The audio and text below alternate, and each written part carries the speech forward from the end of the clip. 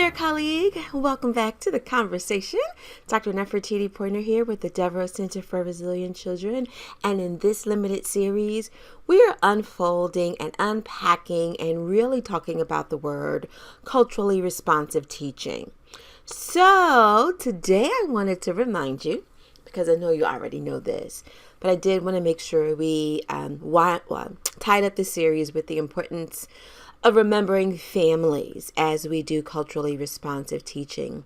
You know, we are nothing without our families, and we are nothing without an understanding of their rich traditions, the things that make them happy, the things that excite them, the things that have been handed down generation to generation.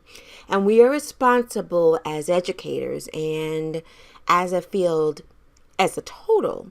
We are responsible for infusing children's culture in everything that we do. As we've said in this video series, culturally responsive teaching is not something that we do a day of the week or a particular month of the year. It's identity.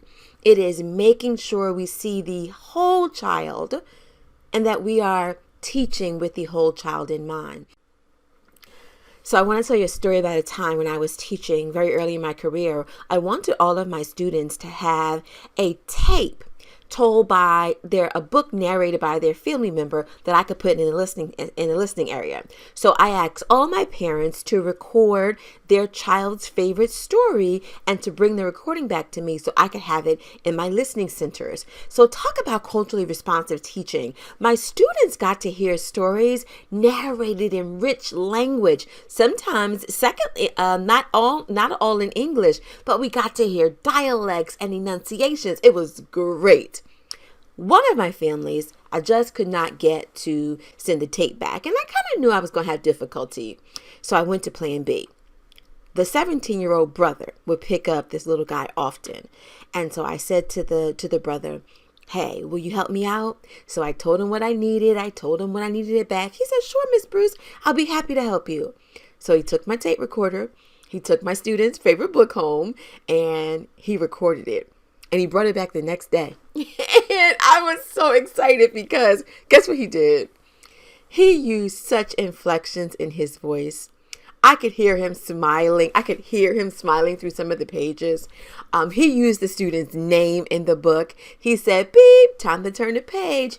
Beep, time to turn the page." And there was one part of the story where there's kind of a sing-song. So instead of sing-songing it, this 17-year-old rapped it, and it was amazing.